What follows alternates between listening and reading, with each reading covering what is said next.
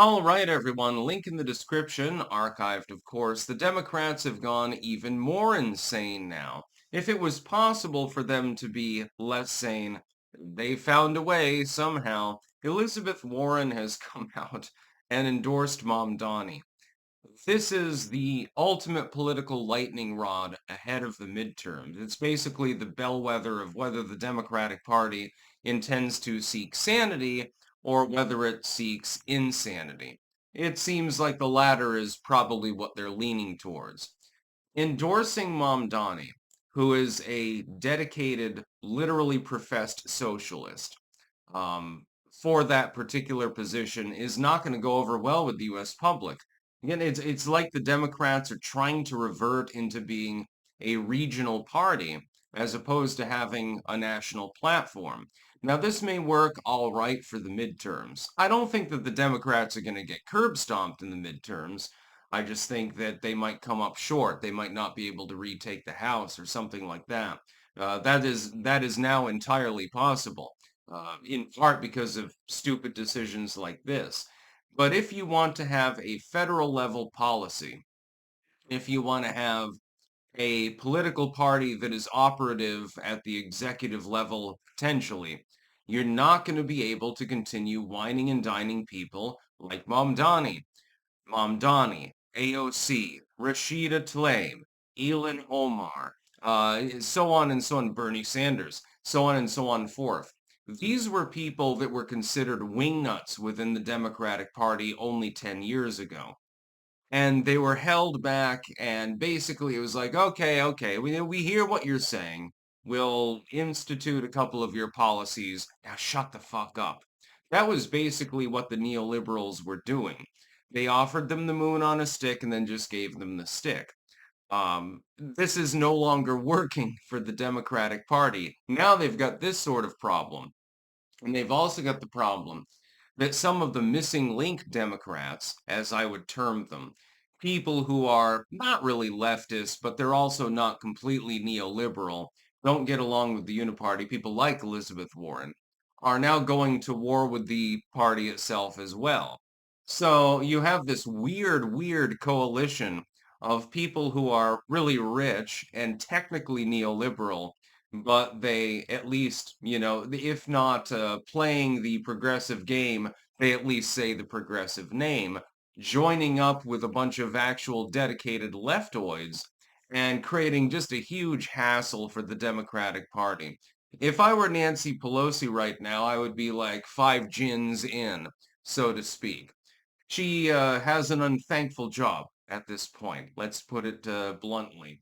The Democratic Party has gone even more insane than it was.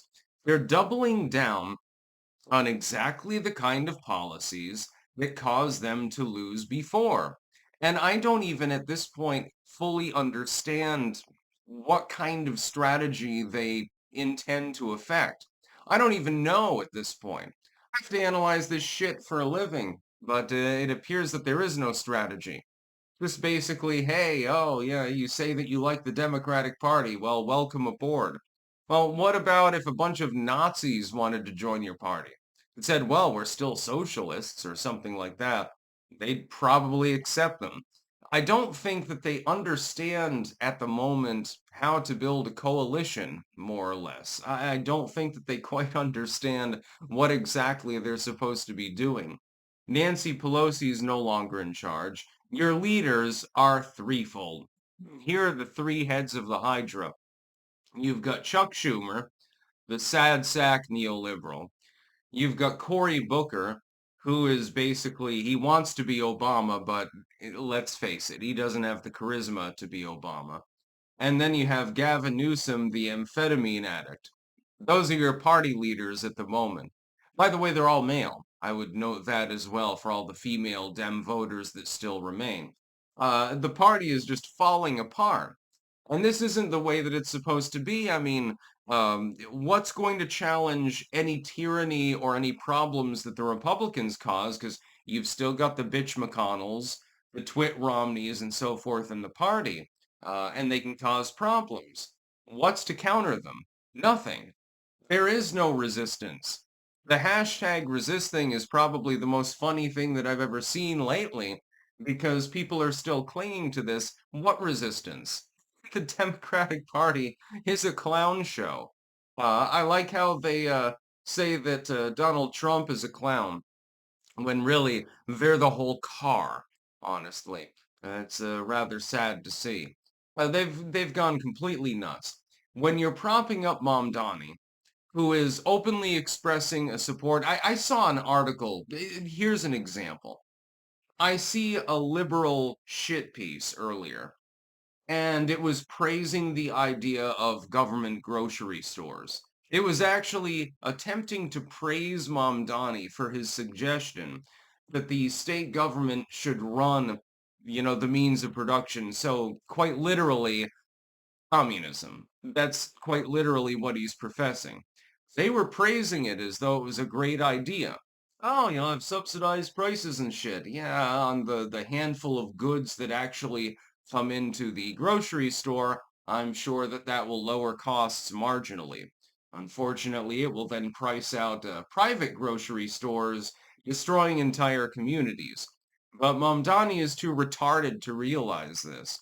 And the people that are backing him are too retarded to realize that he's dead weight on the party. Elizabeth Warren doesn't know what she's doing.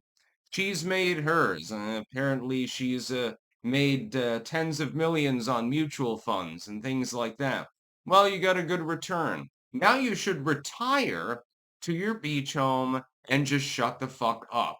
At this point, it's probably for the best for that political party, number one, and probably for you, number two, as you're in your 70s and shit, so at some point you got to calm down. But when I see Jacobin and Vox and Spiked and the groups like this praising Mamdani, I can only draw one conclusion, which is that he's a piece of crap, honestly. And he is. And he's getting undue attention as well at the same time. Another part of this story is that this has become such a political lightning rod that for some reason everyone is talking about him. The only time I talk about him, of course, is to say, he's nuts, basically. But the Democratic Party, for some reason, I think that they've been hoodwinked. Here's what happened. It's just like with the Justice Dems. You remember when they were fronting AOC, Ilhan Omar, and all of these others. All of these people ended up talked about endlessly by the legacy media over and over and over again.